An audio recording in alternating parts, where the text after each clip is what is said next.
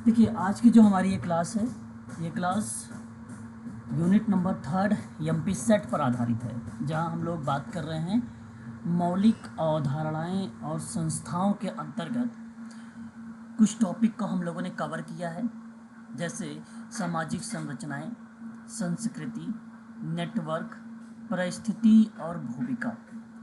इन टॉपिकों पर हम लोगों ने चर्चा पर चर्चा कर चुके हैं। आज इन्हीं टॉपिक से परीक्षा में किस तरीके से प्रश्न बनेंगे, उन प्रश्नों को हम लोग यहाँ पे सॉल्व करेंगे। ठीक है, आप सभी लोग एक्टिव रहिएगा, जवाब भी बताइएगा कि कौन सा विकल्प आप सभी का सही होगा। तो प्रश्न आपके सामने है। पहला कहता है कि अवधारणा का मनुष्य के सामाजिक रूप से निर्मित मूल्यों से संबंध होता है। तो वो अस्थाई या अविच्छेद, अस्थाई या विच्छेद, ये आपके सामने प्रश्न है। आप किस तरीके से यहाँ पर इस प्रश्न का जवाब देना उचित समझेंगे, बाकी मैं इनके मीनिंग पर अभी आप लोगों से डिस्कस करूँगा। एक बार आपकी राय बताऊँगा। बी नंबर पर। अच्छा, क्वेश्चन नंबर इस का जो विकल्प आपने दिया है, बी जवाब दिया है। ठीक है, मनुष्य, देखिए यहाँ पर पहली बात तो ये जानना ज़रूरी है कि अवधारणा का मनुष्य के सामाजिक रूप से, ठीक है, निर्मित मूल्यों से संबंध होता है। तो उससे किस संदर्भ में होता है, पहली बात ध्यान रखिएगा। अवधारणा और मूल्य के बीच का जो संबंध होता है ना, वो दर्शन का एक शब्द है जो ज्ञानात्मक विज्ञान, तत्व मीमांसा और मस्तिष्क के दर्शन से जुड़ा हुआ है। अवधारणा का अर्थ बेसिकली संज्ञानात्मक इकाई के रूप में रिप्रेजेंट होता है, अमूर्त विचार होता है, मानसिक प्रतीक होता है, इनके तौर पर समझा जाता है अवधारणाओं के रूप में। लेकिन सवाल हमारे सामने, अगर आपने विकल्प बी का चुनाव किया है तो अविच्छेद शब्द है। एक अविच्छेद शब्द एक प्रकार का विशेषण शब्द कहलाता है। इसका मतलब होता है जिसका विभाग ना, या जिसका पार्ट, या किसी का भाग है ना, या अलग अलग आर्टिकल्स में हम लोग इसे ना बांट सकें, उस क्रिया को हम लोग कहते हैं अविच्छेद। ठीक है, अविच्छेद शब्द। तो अविच्छेद शब्द का मीनिंग सिंपल होता है अविभाज्य, है ना, कुछ ऐसा जो हस्तांतरणीय ना हो या जिसे छीनना असंभव हो। तुम अवधारणा का मनुष्य के सामाजिक रूप से निर्मित मूल्यों के या मूल्यों से संबंध में होता है, तो वह प्रक्रिया ऑप्शन बी ही होगा, अविच्छेद शब्द को ही दर्शाएगा। विच्छेद का मतलब अलगाव हो जाएगा। तो मनुष्य और अवधारणाओं के रूप में बेसिकली अलगाव की बात होता है, क्योंकि दोनों जुड़ी हुई चीज़ें हैं।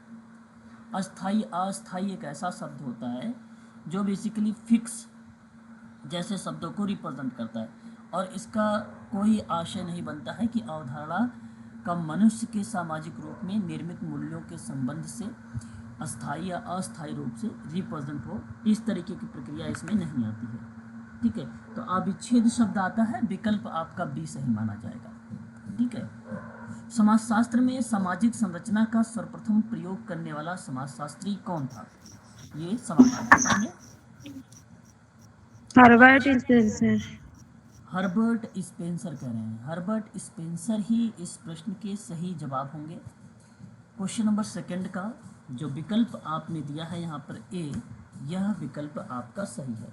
ठीक है, साथ ही साथ अगर मैं आपसे बात करूँ, इनकी एक बहुत ही फेमस पुस्तक रही है जो आप सभी लोगों को पता होगा, प्रिंसिपल्स ऑफ सोशियोलॉजी, है ना, याद है आप लोगों को, ये किताब याद रखना है आप लोगों को, है ना।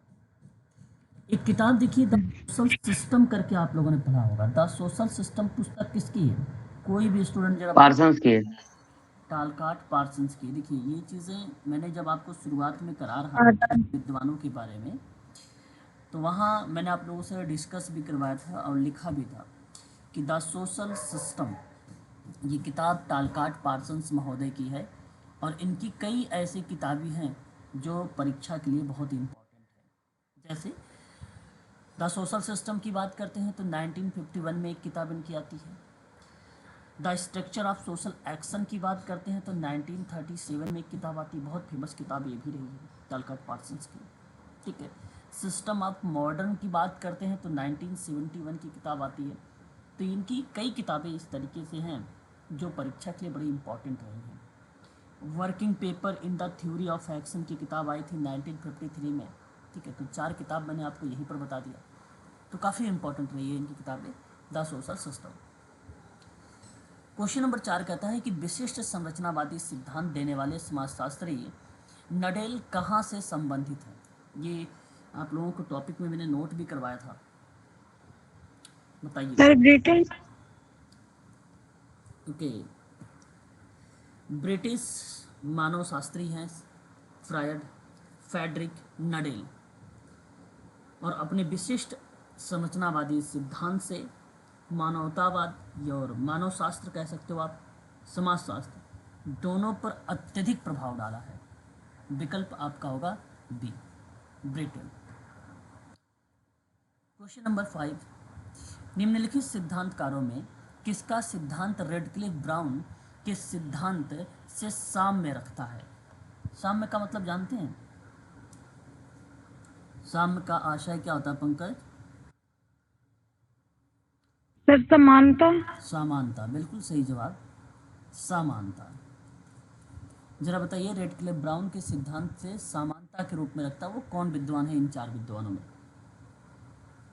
जो इक्वलिटी रखता हो? यही है जवाब होगा फ्रेडरिक नडेल। विकल्प आपका क्या होगा? ए इज द राइट आंसर होगा, जो बेसिकली रेडक्लिफ ब्राउन के थ्योरीज को समानता के रूप में रिप्रेजेंट किया है, अपनी थ्योरी को इक्वलिटी के रूप में। ठीक है, ये आपका विकल्प सही रहेगा। नडेल के अनुसार समाज की जो रचना है वो कितने तथ्यों से हुई है, ये आपको बताना है, परंतु ध्यान रहे प्रक्रिया जो है नडेल के संदर्भ में बताई गई है। नडेल के अनुसार समाज की जो रचना हुई है वो कितने तथ्यों से हुई है। मीड की भी बात आती है, अलग अलग विद्वानों ने अलग अलग तरीके से एलिमेंट्स को बताए हैं। यहाँ केवल मैं आपसे बात कर रहा हूँ समाज की तत्व, समाज की संरचना के तत्व के बारे में। 3 भागों में ब्राउन का नाम देखने को मिलता है ना? 3 भागों में किसका नाम मिलता है? ब्राउन का नाम मिलता है। अच्छा, भूमिका की गठरी किसने कहा है? भूमिका की गठरी की भी बात अगर आती है, गठरी, भूमिका की गठरी की अगर बात आती है तब भी नाम आता है नडेल का। गठरी एक ऐसा शब्द है पेपर में जो कि यूजीसी नेट समाजशास्त्र में पूछा गया था। यूजीसी नेट के समाजशास्त्र में प्रश्न पूछा गया था। नडेल कितने भागों में डिवाइड किया है? 2 भागों में। कितने भागों में? जी नहीं, 2। यहाँ अगर हम बात करेंगे तो अच्छा कहीं 3 भी देखने को मिल रहा है, लेकिन मैं आपको बताऊंगा यहाँ पे 2 भागों में लगाइएगा। विकल्प आपका 2 भाग होगा नडेल के अकॉर्डिंग, जिसमें एक आपको रिप्रेजेंट करेगा किसी निश्चित बिंदु के यथार्थ को, और दूसरा रिलेट कराएगा आपको संरचनात्मक स्वरूप जिसका अवलोकन करता वर्णन करता है। तो इस प्रश्न का विकल्प जाएगा विकल्प ए। ठीक है, प्रश्न है समाज की रचना के तत्व। ठीक है, और इस रचना के तत्व में जब नाम आप लोगों से पूछा जाए फ्रेडरिक नडेल का नाम, तो उन प्रक्रिया में आप 2 बातें जरूर ध्यान रखेंगे, जहाँ पर एक यथार्थ, दूसरा संरचनात्मक स्वरूप जिसका अवलोकन करता वर्णन करता हो। इन दोनों बातों को समाज की रचना के तत्व के रूप में बताया है। विकल्प आपका ए सही होगा। क्वेश्चन नंबर 7, नडेल की अनुसार सामाजिक संरचना का केंद्र बिंदु है। नडेल के अनुसार सामाजिक संरचना का केंद्र बिंदु है, क्या केंद्र बिंदु है? इसमें 4 विकल्प हैं। सर ओके, उपर्युक्त सभी की तरफ जा रहे हैं आप क्वेश्चन नंबर 7 में। तो अनुभाविक तथ्य आपका शामिल है। तथ्यों के मध्य औपचारिक संबंधों के आधार पे निर्मित भाग भी शामिल है, और इन्हीं भाग के मध्य व्यवस्थित क्रम विन्यास भी शामिल है। विकल्प आपका यहाँ पर डी करेक्ट होगा, सही विकल्प है डी। नडेल के अनुसार सामाजिक संरचना के महत्वपूर्ण स्थान दिया है। नडेल ने महत्वपूर्ण स्थान दिया है, ठीक है, समाज के आधार पे। तो विकल्प आपका क्या होना चाहिए इसमें? डी। पूर्ण स्थान भूमिका की संकल्पना को भी, व्यक्ति को भी, समाज को भी, अतः विकल्प डी ही करेक्ट जवाब होगा। निम्नलिखित में से किन्हें सामाजिक मानव शास्त्र का प्रेरणा कहा जाता है? बड़ा ही इंपॉर्टेंट नाम है, मैंने नोट भी करवाया था आप लोगों को। नाम क्या होना चाहिए बताएंगे? क्वेश्चन नंबर 9 में विकल्प आपका जाएगा रेड क्लिफ ब्राउन का। जी सर। हाँ, रेड क्लिफ ब्राउन का नाम जाएगा। रेड क्लिफ ब्राउन महोदय को ही मानव शास्त्र की प्रेरणा के रूप में जाना जाता है। सामाजिक संरचना संस्था द्वारा परिभाषित और नियमित संबंधों में लगे हुए व्यक्तियों का एक क्रमबद्धता है। ये परिभाषा के आधार पर रेड क्लिफ ब्राउन भी अपनी परिभाषा प्रस्तुत करते हैं। इसमें रेड क्लिफ ब्राउन ने कहाँ के निवासियों पर अपने अध्ययन का प्रयोग किया था? रेड क्लिफ ब्राउन ने आपसे सवाल बनाया गया है, ठीक है। देखिए, रेड क्लिफ ब्राउन जो सामाजिक मानवशास्त्री के प्रेरणा थे, इन्होंने अवधारणा को केवल स्पष्ट ही नहीं किया बल्कि अंडमान द्वीप समूह के निवासियों के सामाजिक जीवन के अध्ययन में इस प्रयोग करके भी दिखाया है। तो आप यहाँ पर क्या जवाब देना उचित समझेंगे? विकल्प ऑप्शन बी जाएगा, है ना? ऑप्शन बी जाएगा। रेड क्लिफ ब्राउन के जी। संरचना के कितने रूप थे?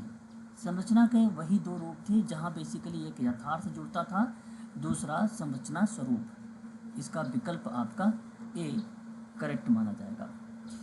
रेड क्लिफ ब्राउन के अनुसार सामाजिक संरचना की विशेषता बतानी है। इनकी कितनी टाइप की विशेषता थी? हालांकि इन्होंने कहा है अमूर्त स्वरूप की विशेषता, एक अवलोकन किया जा सकने वाला यथार्थ भी बताया था इन्होंने एक विशेषता, एक इन्होंने बताया है स्थानीय यानी क्षेत्रीय आयाम, और एक इन्होंने बताया है गत्यात्मक निरंतरता, सामान्य स्वरूपों से संबंधित निरंतरता एवं अस्थायित्व, और सामाजिक व्यक्तित्व की अवधारणा प्रकार्य से संबंधित जैसी क्रिया को रेड क्लिफ ब्राउन महोदय ने सामाजिक संरचना की विशेषता को बताया है। तो विकल्प यहाँ पर आपका सी वाला करेक्ट माना जाएगा। Question number 13, red Cliff brown के अनुसार निम्न में से कौन सा सामाजिक संरचना के तत्व शामिल किए गए थे? देखिए, इनके कई तत्व थे। एक तो अगर हम बात करें समूह भी है, संस्थाएं भी हैं, संस्कार भी है। यहाँ पर विकल्प तो सभी जाएगा, जैसे हित एवं मूल्य भी है, जादू एवं भूत विदा भी है, मैंने नोट करवाया था, सामाजिक संबंध भी है, ठीक है। सामाजिक भूमिका के अनुसार व्यक्तियों और वर्गों की विभेदीकरण भी एक सामाजिक संरचना का ही तत्व माना जाता है। तो विकल्प यहाँ पर आप लोगों का डी करेक्ट माना जाएगा क्वेश्चन नंबर 13 का। क्वेश्चन नंबर 14 में ब्राउन के अनुसार सामाजिक संरचना के अध्ययन के कितने विभाग थे? कितने विभाग थे? तो 3 विभाग थे। बता सकते हैं ब्राउन के अनुसार सामाजिक संरचना के अध्ययन के कितने विभाग थे? तो 3 विभाग थे। तीनों विभाग पता है किसी को? सामाजिक रचना का शास्त्र था एक, ठीक है, एक सामाजिक रचना का शास्त्र, दूसरा सामाजिक शरीर शास्त्र, तीसरा प्रक्रिया का अन्वेषण यानी खोज। तो 3 विभाग बताए थे ब्राउन ने सामाजिक संरचना के अध्ययन पर, ठीक है, ये बात आप ध्यान रखिएगा। उसके बाद आता है स्ट्रक्चरल एंथ्रोपोलॉजी किसकी पुस्तक है? ये आपके सामने प्रकट है ये प्रश्न। जरा इस प्रश्न का आप सभी लोग जवाब बताएं कि विकल्प क्या होना चाहिए करेक्ट।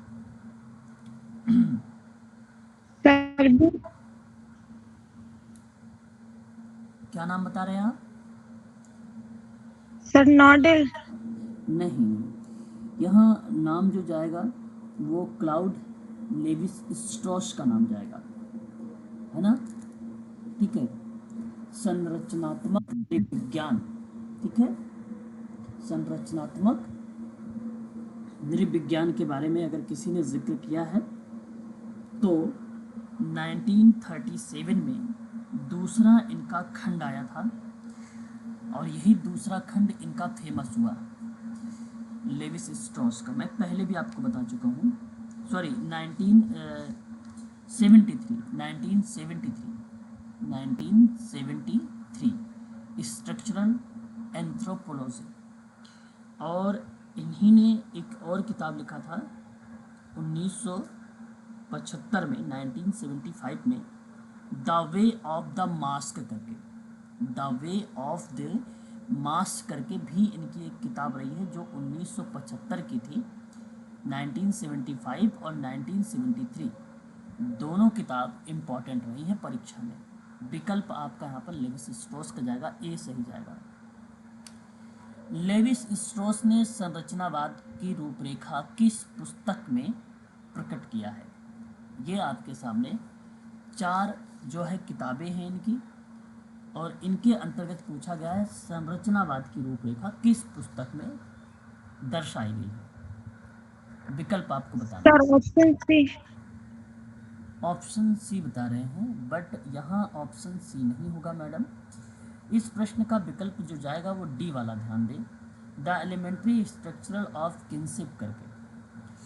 ये किताब बेसिकली अगर हम बात करते हैं तो क्लाउड लेविस स्ट्रॉस की किताब है, the structural analysis of kinship, जहाँ इन्होंने डिस्कस किया है संरचनावाद के बारे में। सन 1980 की दशक में इस किताब को प्रकाशित किया गया था। विकल्प आपका जो है यहाँ जो माना जाएगा वो डी करेक्ट माना जाएगा। ये बात आपको ध्यान रखना है, ठीक है। आगे बात करते हैं question number next. The elementary structure of kinship पुस्तक के लेखक कौन हैं? आप सभी लोगों को अभी भी मैंने बताया है, इसका सही जवाब क्या होना चाहिए? क्लाउड लेवी स्ट्रॉस का नाम जाना चाहिए। क्यों करेक्ट है ये स्टेटमेंट, बताएं।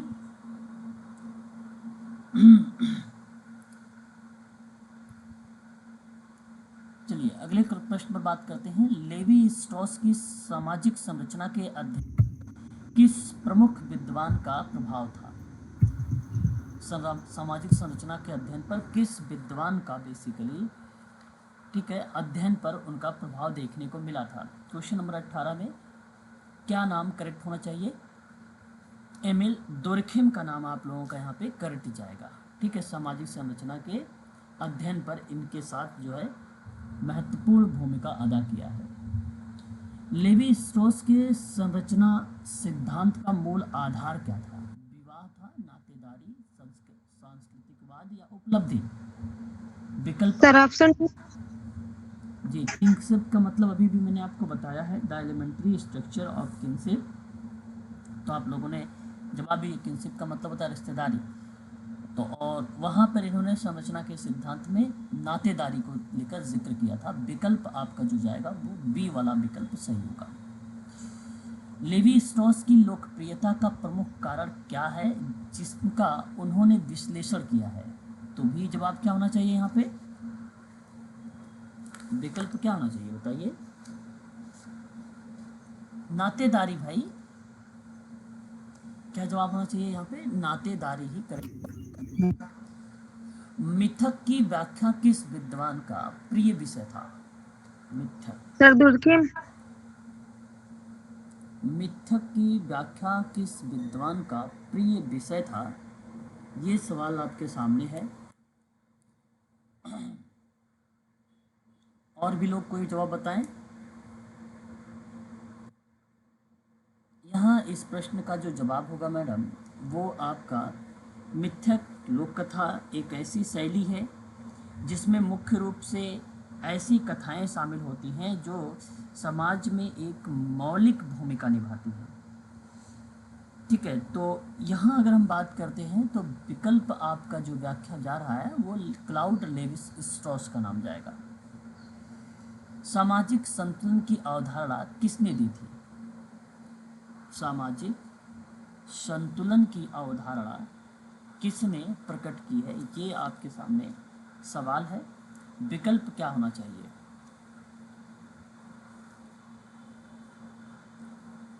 सामाजिक संतुलन की अवधारणा पैरेटो।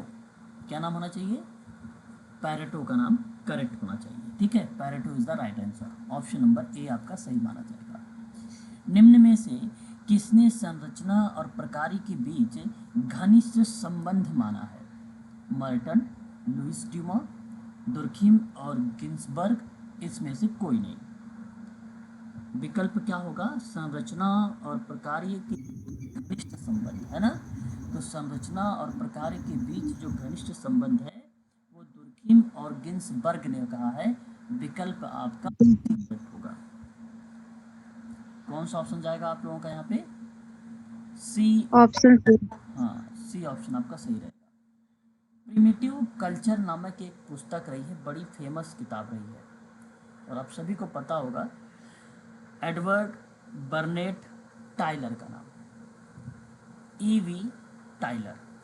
सन 1871 में प्रिमिटिव कल्चर नामक पुस्तक संस्कृति शब्द का वैज्ञानिक एवं औपचारिक अर्थों में इसका प्रयोग किया गया था। इस किताब में टाइलर ने आदिम और सभ्य, एक आदिम समाज होता है और एक सभ्य समाज होता है, इन समाजों के बीच संबंधों पर बहस किया था 1871 में। ठीक है, तो विकल्प आपका ए करेक्ट होगा। मानव शास्त्र का पिता किसे माना जाता है? ये क्वेश्चन नंबर 25। मानव शास्त्र के पिता किसे माना जाता है? विकल्प आपके सामने 4 हैं, जवाब दीजिएगा।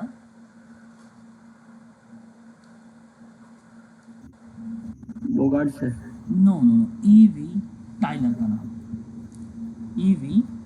टाइलर का नाम देखने को मिलता है, इसीलिए इन्हें हम औपचारिक अर्थों में जब प्रयोग कर रहे थे मानव शास्त्री है ये, और इन्हें मानव शास्त्र का पिता भी कहा जाता है। समाजशास्त्र में संस्कृति को मानव शास्त्र से लिया था, संस्कृति में मानव शास्त्र से लिया था इन्होंने, टाइलर ने। विकल्प आपका सी करेक्ट होगा। समाजशास्त्र में संस्कृति शब्द को कहाँ से लिया गया है? संस्कृति शब्द समाज शास्त्र, सर ऑप्शन ए। मानव शास्त्र से। क्वेश्चन नंबर 26 का जो विकल्प अभी आपने ए दिया है ये करेक्ट जवाब दिया है कि मानव शास्त्र में जो संस्कृति शब्द है ये मानव शास्त्र से लिया गया है, समाज शास्त्र में जो संस्कृति शब्द लिया गया है। विकल्प ए सही होगा। मैंने कल आप लोगों को बताया भी था, क्रोबर और क्लू खान ने संस्कृति को कितनी परिभाषाओं का संकल्प किया था?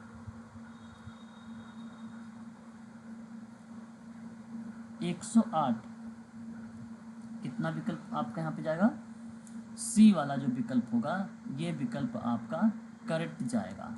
ठीक है, तो कुल अगर प्रश्न बनता है संस्कृति को लेकर, ठीक है, कि कितनी परिभाषाओं का संकल्प किया था क्रोबर और क्लू खान ने, तो 108, 108 आपका विकल्प सही होगा, ऑप्शन नंबर सी।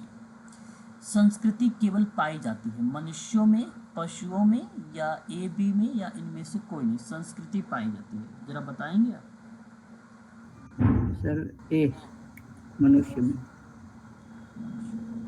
अच्छा, एक बात जरूर ध्यान रखेंगे यहाँ पर आप लोग, ये जो क्रोबर और क्लू खान संस्कृति की परिभाषाओं की संकल्पना की बात कर रहा है तो वो 1952 का वर्ष होगा, 1952 का वर्ष होगा। ठीक है, अच्छा, क्वेश्चन नंबर 28 में संस्कृति केवल जो पाई जाती है वो आप कहेंगे मनुष्यों में पाई जाती है। विकल्प आपका ए है, पशुओं में नहीं पाई जाती है, संस्कृति मानव में पाई जाती है ना? जी सर। संस्कृति का हस्तांतरण पीढ़ी दर पीढ़ी किसके माध्यम से होता है? पीढ़ी दर पीढ़ी, पशुओं, पक्षी, मनुष्य, या इनमें से कोई नहीं?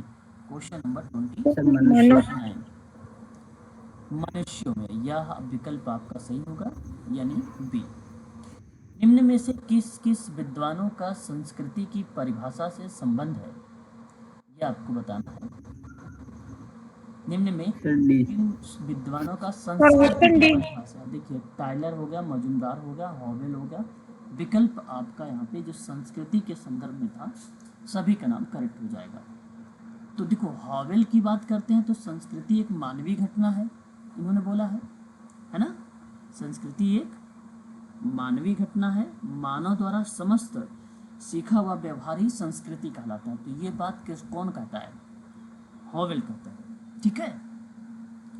टाइलर का नाम तो पता ही है आपको कि संस्कृति एक सामाजिक विरासत है और समाज द्वारा मनुष्य या व्यक्ति को दिया जाता है एक उपहार के रूप में। तो ये टाइलर का नाम आ जाता है। और बात आती है मजुमदार की, है ना। मजुमदार ने संस्कृति को किस तरीके से संबोधित किया है? लोगों के जीवन जीने का ढंग ही क्या है? संस्कृति है, ये बात मजुमदार ने कहा है। तीनों परिभाषा काफ़ी इम्पॉर्टेंट है, ये शब्द भी आपको ध्यान रखना है।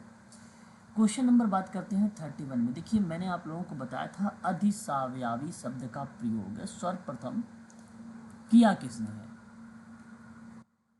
प्लीज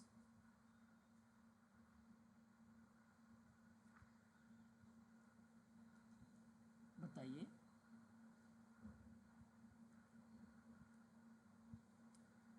देखिए अधिसावयवी शब्द का सर्वप्रथम प्रयोग स्पेंसर का नाम आता है। किसका नाम आता है? स्पेंसर का नाम आता है। लेकिन संस्कृति में क्रोबर ने अधिसावयवी और अधिवैक्तिक शब्द का प्रयोग किया है संस्कृति में, ठीक है, क्रोबर का नाम। तो ये जो क्रोबर का नाम आप देख रहे हैं विकल्प डी में ना, यहाँ अधिसावयवी और अधिवैक्तिक दोनों शब्द यहाँ पे शामिल रहेंगे। हालांकि इस प्रश्न का विकल्प आपका सी करेक्ट होगा। संस्कृति से संबंधित पुस्तक एक है मैन एंड, ये किसने लिखा है? मैंने आपको बताया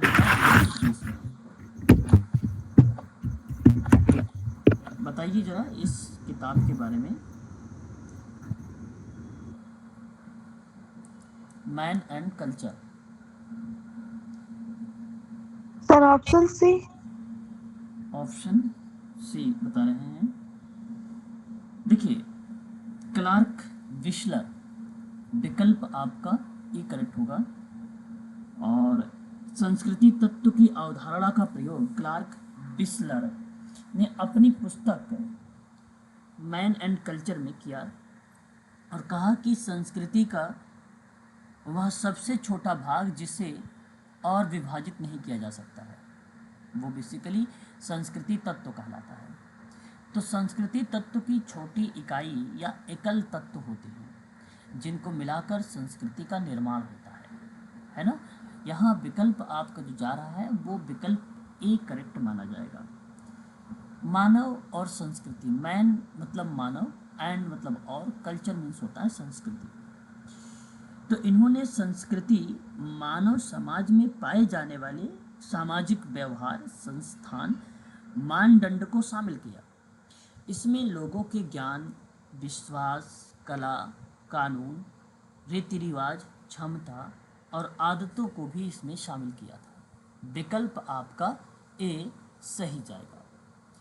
क्वेश्चन नंबर 33, राउफ लिंटन ने संस्कृति के 3 तत्व कौन कौन से बताए हैं? राउफ लिंटन ने संस्कृति के 3 तत्व। सर ऑप्शन डी, सार्वभौमिक तत्व, वैकल्पिक तत्व। बिल्कुल, यहाँ एक सार्वभौमिक तत्व के रूप में नाम आ जाता है इनका, दूसरा विशिष्ट तत्व के रूप में नाम आ जाता है, तीसरा वैकल्पिक तत्व के नाम पर आ जाता है, ठीक है। ये बात ध्यान रखिएगा। विकल्प आपका जो जाएगा वो डी जाएगा। देखिए किम्बॉल यंग ने 13 सांस्कृतिक तत्वों की बात किया है, ठीक है, 13। और क्लार्क विशलर ने 9 सांस्कृतिक तत्वों के बारे में बात किया है, ठीक है, ये बात ध्यान रखेंगे। बात करते हैं क्वेश्चन नंबर 34, संस्कृति संकुल आपस में घनिष्ठ रूप से संबंधित तत्वों का एक जाल है, यह कथन किस विद्वान के द्वारा बताया गया है? क्वेश्चन नंबर 34,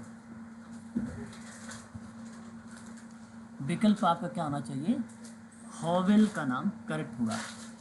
संकुल आपस में घनिष्ठ रूप से जो है, ठीक है, इन्होंने बताया घनिष्ठ रूप से संबंधित तथ्यों का एक जाल है, ठीक है। वहीं अगर हम बात करते हैं विडिंगटन के बारे में, विडिंगटन ने कहा कि संस्कृति संकुल को सांस्कृतिक तत्वों का प्रकारात्मक सहमिलन है ना, प्रकारात्मक सहमिलन है, ये चीज़ें इन्होंने जिक्र यहाँ पर किया था, ठीक है। और एक रूथ बेनेडिक्ट का नाम आता है, जहाँ अपोलो नियम की बात होती है, जहाँ एक जोनी जनजाति आती है, और एक डायोनीसियन की बात होती है, जहाँ बेसिकली इन्होंने बताया था अतिवाद, व्यक्तिवाद, संघर्षकारी और दूसरों के कष्टों में होने वाले व्यक्ति, ठीक है, तो उन क्रियाओं को लेकर भी जिक्र किया था। हालांकि इस प्रश्न का जवाब होगा बी ऑप्शन। क्लार्क बिस्लर ने कहाँ के लोगों पर संस्कृतियों का अध्ययन के दौरान प्रयोग किया था? अमेरिकन इंडियंस लोगों की संस्कृतियों का अध्ययन के दौरान सर्वप्रथम संस्कृति के क्षेत्र में क्लार्क बिस्लर का नाम आया, और जब क्लार्क बिस्लर का नाम आया तो अमेरिकन इंडियंस में आया। विकल्प आपका जाएगा ए। क्वेश्चन नंबर 36, सांस्कृतिक विडंबना कल्चर लैग का उल्लेख आप लोगों ने देखा होगा सामाजिक परिवर्तन में या सोशल चेंज नामक पुस्तक में किसने किया है? तो नाम क्या आ जाएगा यहाँ पर? आगबर्न। किसका नाम आएगा? आगबर्न का नाम आएगा। आगबर्न का नाम आप सभी लोगों ने सुना है कि आगबर्न ने अपनी एक पुस्तक लिखी थी सोशल चेंज, जो बेसिकली 1922 में संस्कृति के दो प्रकार बताए उस किताब में। आशा करता हूँ आप लोगों ने पढ़ा भी होगा, है ना? जी सर। भौतिक और अभौतिक संस्कृति, ठीक है, उसके बारे में जिक्र किया था उन्होंने। बीरिस्टीड बेसिकली अभौतिक संस्कृति को रिलेट कराते हैं ज़्यादातर। जब एक बच्चा अपनी ही सांस्कृतिक परंपराओं का अनुपालन करना सीखता है तो वह क्या कहलाता है? अपनी संस्कृति परंपराओं का अनुपालन करना सीख रहा है। सर संस्कृति अंतर। हाँ, संस्कृति अंतःग्रहण। सर ऑप्शन ए ही सही जाएगा। किसने सांस्कृतिक विलंबना के स्थान पर प्रौद्योगिकी मतलब तकनीकी विलंबना का प्रयोग किया? ये भी सवाल आपके लिए इंपॉर्टेंट रहेगा। लैग, विलंबना का मतलब होता है लैग। मैकाइबर एंड पेज, क्या जवाब हो जाएगा यहाँ पर? मैकाइबर एंड सांस्कृतिक विलंबना के स्थान पर प्रौद्योगिकी विलंबना का प्रयोग किया था। क्वेश्चन नंबर 39, कि सांस्कृतिक प्रसार नामक अवधारणा का सर्वप्रथम प्रतिपादक किया गया है 39 में, इसका विकल्प क्या होना चाहिए? तो आप सभी लोग कहेंगे राल्फ लिंटन का नाम आएगा। सांस्कृतिक प्रसार नामक अवधारणा सर्वप्रथम प्रतिपादित किया है राल्फ लिंटन ने। विकल्प आपका जो जाएगा वो डी करेक्ट माना जाएगा। डी विकल्प आपका सही होगा यहाँ पे। जॉनसन के अनुसार संस्कृति के 4 तत्व कौन से हैं? संस्कृति के तत्व बताए हैं इन्होंने 4 प्रकार के। Sir option D. Johnson, option D, ज्ञान एवं विश्वास, मूल्य एवं मापदंड। ओके, एक तो इनका ज्ञान है, दूसरा इनका विश्वास है, तीसरा मूल्य एवं मानदंड है, चौथा इनका जो है संकेत है। ये 4 प्रकार की हैं बेसिकली इनकी संस्कृति के एलिमेंट या तत्व। The social structure of values करके एक पत्रिका लिखी गई थी, ये पत्रिका किस विद्वान की है जरा बताइएगा। Question number 41। Sir option A. Option A आप करें, ग्लीन एंड ग्लीन का नाम। देखिएगा इस सवाल को थोड़ा सा अच्छे से समझने का प्रयास करिएगा। विकल्प यहाँ पर डी होगा, Radha Kamal Mukherjee. The social structure of values लेखक के द्वारा विभिन्न अवसरों पर दिए गए ये व्याख्यान है। हालांकि इस किताब में राधा कमल मुखर्जी का नाम सबसे पहले देखने को मिला है, राधा कमल मुखर्जी का। ये किताब का प्रकाशन अगर मैं आपसे बात करता हूँ तो कौन से दशक में किया गया था या कौन से ईयर में इस किताब को संबोधित किया गया है? कोई भी स्टूडेंट अगर जिनको पता है जरा अपने विचार इस पे प्रकट करें। 2005 2005 विकल्प आपका डी करेक्ट होगा। आईएमपी के रूप में इस क्वेश्चन को रखिएगा। व्यक्तियों एवं संगठनों को आपस में जोड़ने वाली संरचना कहलाती है डैश। ये मैंने कल आपको बताया भी था। सामाजिक नेटवर्क। विकल्प आपका यहाँ पर जो जाएगा वो ए विकल्प आपका सही होगा क्वेश्चन नंबर 42 का। ठीक है। किसी व्यक्ति को मित्र बनाना, नापसंद आदि करना किसके माध्यम से संपादित होता है? सामाजिक जालक्रम, फेसबुक, व्हाट्सएप, ट्विटर। बस मित्र बनाना सामाजिक जालक्रम। यहाँ देखिए अगर हम बात करते हैं इन सभी सर फेसबुक जो सोशल नेटवर्क है, नहीं सोशल नेटवर्क है। सोशल नेटवर्क में फेसबुक में भी लाइक डिसलाइक आएगा, लाइक डिसलाइक ट्विटर में भी आता है, व्हाट्सएप में भी आता है ना। तो विकल्प आपका इसमें जो है ए करेक्ट माना जाएगा इस सवाल का ऑप्शन। किसी व्यक्ति का अनुसरण बंद करना सामाजिक नेटवर्क पर क्या प्रदर्शित करता है? सहमति या असहमति या दोनों? विकल्प बी होगा असहमति। किसी व्यक्ति का अनुसरण बंद करना सामाजिक नेटवर्क पर क्या कहलाता है? असहमति कहलाती है। विकल्प बी करेक्ट होगा। Question number 45। आजकल अधिकांश आर्थिक लेन देन किस माध्यम से तेजी से ठीक है किया जाता है? आजकल अधिकांश आर्थिक लेन देन किस माध्यम से तेजी से किया जाता है? Question number 40। ऑप्शन सामाजिक नेटवर्क। बिल्कुल सही जवाब। अपने सरलतम रूप में सामाजिक नेटवर्क अध्ययन की जा रही सभी नोडों के बीच स्थापित सभी संबंधों का प्रतिचित्रण, चित्र बनाना, पालन करना या इंटरलॉकिंग या इंटरलिंकिंग। क्या करेक्ट जवाब होगा 46 का? प्रतिचित्रण, मैपिंग, मैंने आपको कल बताया भी था। ठीक है, अध्ययन किया जाता है मैपिंग के माध्यम से। निम्नलिखित में से किसने अपनी पुस्तक पॉलिटिक्स में परिस्थिति और भूमिका शब्द का प्रयोग किया था? अरस्तु। अरस्तु विकल्प आपका बी करेक्ट हो जाएगा। स्थान या पद जिसे व्यक्ति किसी सामाजिक संरचना से प्राप्त करता है कहलाता है डैश। क्वेश्चन संस्कृति। क्या विकल्प होना चाहिए सही?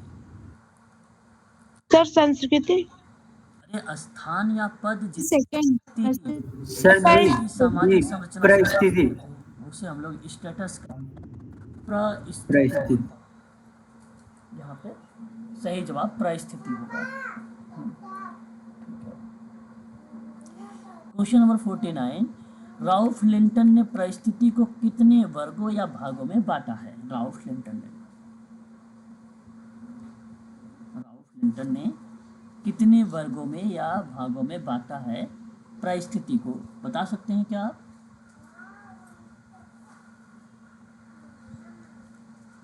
दो, तीन, चार, पाँच?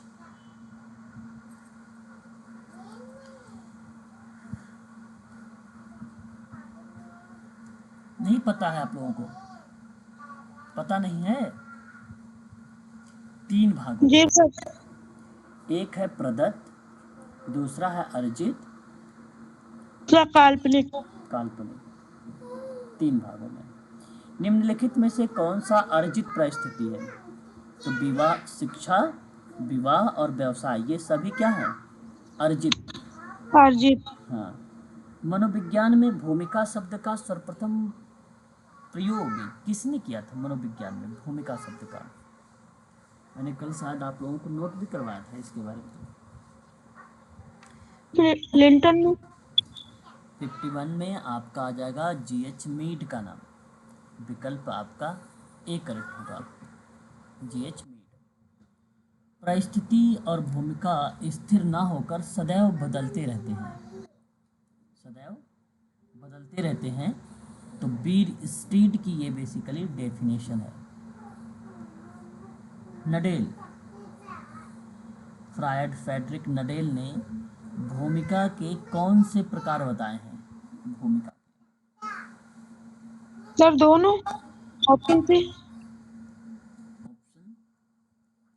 सी, संबंधात्मक भूमिका और गैर संबंधात्मक भूमिका, ये दोनों बेसिकली भूमिका का टाइप है, इसलिए विकल्प आपका सी करेक्ट माना जाएगा। मनोविज्ञान में भूमिका शब्द का सर्वप्रथम प्रयोग करने वाला अगर कोई विद्वान है तो वो है GH मीड।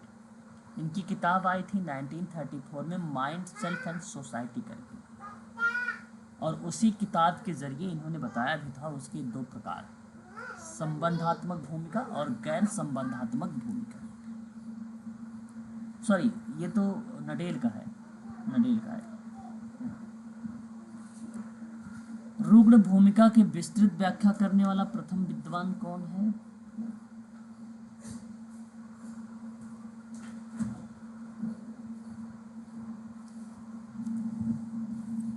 बताइए।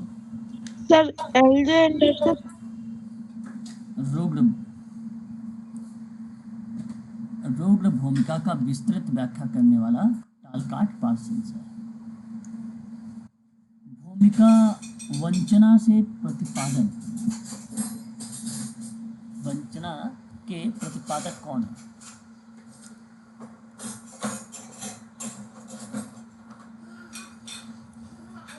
बताइए।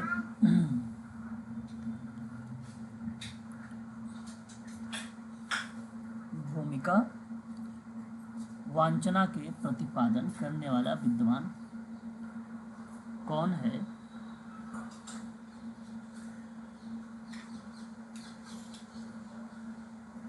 विकल्प होगा जॉन पियाजे, जहां हम लोग जेन पियाजे का नाम देते हैं संज्ञानात्मक भूमिका में।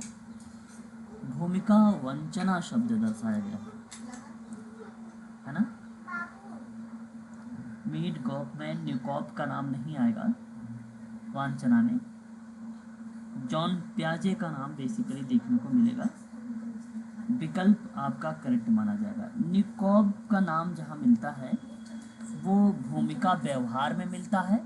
इनका नाम भूमिका व्यवहार और निर्धारित भूमिका में इनका नाम देखने को मिलता है। ठीक है, न्यू कॉम का नाम। ठीक है, ये बात ध्यान रखिएगा। मीड का नाम भूमिका अधिग्रहण में मिलता है, अधिग्रहण में मिलता है।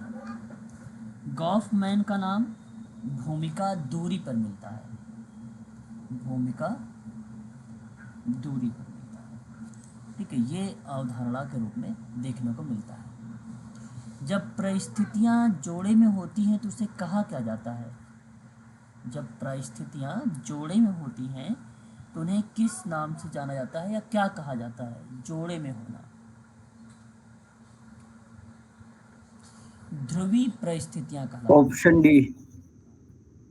ध्रुवीय परिस्थितियां कहलाती हैं। ठीक है, ये बात आप ध्यान रखिएगा। जब परिस्थितियां जोड़े में हो, जैसे पति पत्नी, राजा प्रजा, माता पिता, प्रेमी प्रेमिका, है ना। परिस्थितियां क्या बन रही हैं? जोड़ी में बन रही है। ध्रुवीय परिस्थितियां का पार्ट बनता है। पहचान को वर्गीकृत करना हो या करना हो सकता है सकारात्मक या ये भी दो। पहचान सकारात्मक। ओके, पहचान की बात अगर हम करते हैं तो इसको वर्गीकृत करना हो सकता है एक सकारात्मक और विनाशात्मक, दोनों जैसे शब्दों को ये जो है रिप्रेजेंट करता है। देखिए, इसी आइडेंटिटी को या इस शब्द को सर्वप्रथम प्रयोग मनोविश्लेषक और विचारक एरिक एच इरेक्शन ने किया था, पहचान को, आइडेंटिटी को। ठीक है, जैसे 1983 में आइडेंटिटी पहचान शब्द फिलिप ग्लिसन के तकनीक और दार्शनिक प्रयोग की ओर ध्यान आकर्षित किया था, है ना?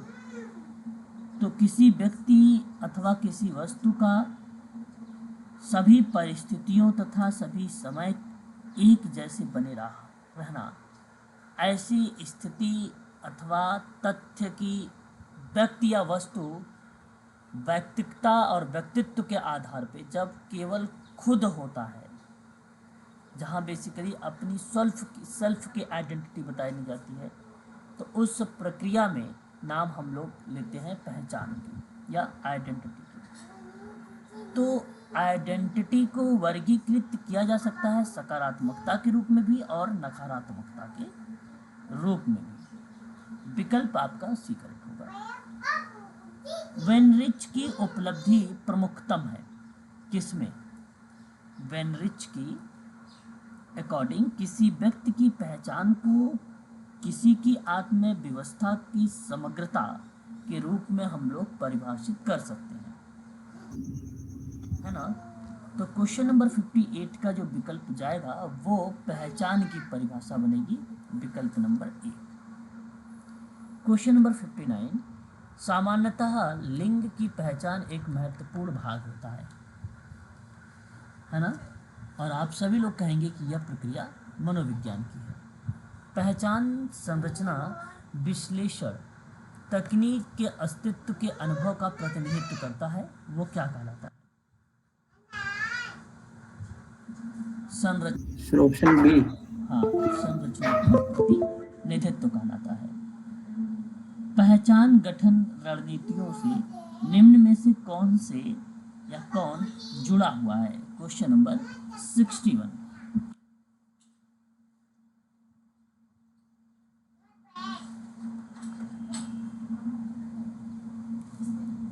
कोटे और कर्ट लेविन का नाम इससे जुड़ा हुआ है। ठीक है, विकल्प आपका जो जाएगा वो करेक्ट माना जाएगा यहाँ पर ए। ठीक है, उसके बाद समुदाय निश्चित भूभाग में, ठीक है, निश्चित भूभाग में रहने वाले व्यक्तियों का समूह किस भावना से आपस में बंधे होते हैं? सर हम की भावना। हम की भावना सर, ए विकल्प ए करेक्ट हो जाएगा। समुदाय का विचार पड़ोस से शुरू होकर राष्ट्र तक पहुंचता है, किसका कथन है ये? Sir option A. 63 का विकल्प में आपने जवाब दिया है ऑप्शन ए, तो गलत। विचार, समुदाय का विचार पड़ोस से शुरू होता है, राष्ट्र तक पहुंचता है।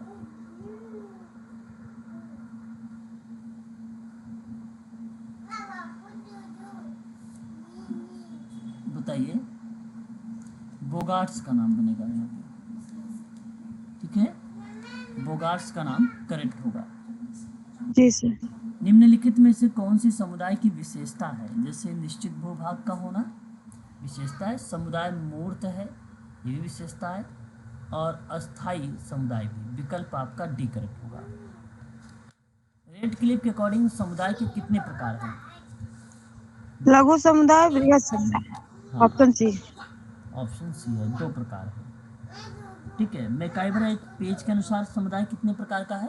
3 प्रकार का है, ग्रामीण समुदाय, नगरीय समुदाय और क्षेत्रीय समुदाय। ठीक है, जी सर। बोगार्ड्स के अनुसार 4 प्रकार के हैं, ग्रामीण, नगरीय, प्रादेशिक और राष्ट्रीय, है ना? राष्ट्रीय, ये 4 प्रकार के हैं। किसके अकॉर्डिंग? बोगार्ड्स के अकॉर्डिंग। ये बात ध्यान रखिएगा। क्या पास पड़ोस एक समुदाय है? हाँ, नहीं, या कह नहीं सकते, या इनमें से कोई नहीं? हाँ। अरे पास पड़ोस एक समुदाय थोड़ी ना है, नहीं है। पास पड़ोस के लोग समुदाय नहीं है ना।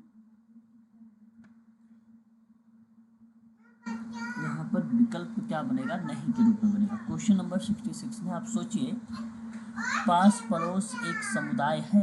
नहीं, उस समुदाय के जितने सदस्य हैं उनको कहा गया है एक प्रकार से कि समुदाय के रूप में।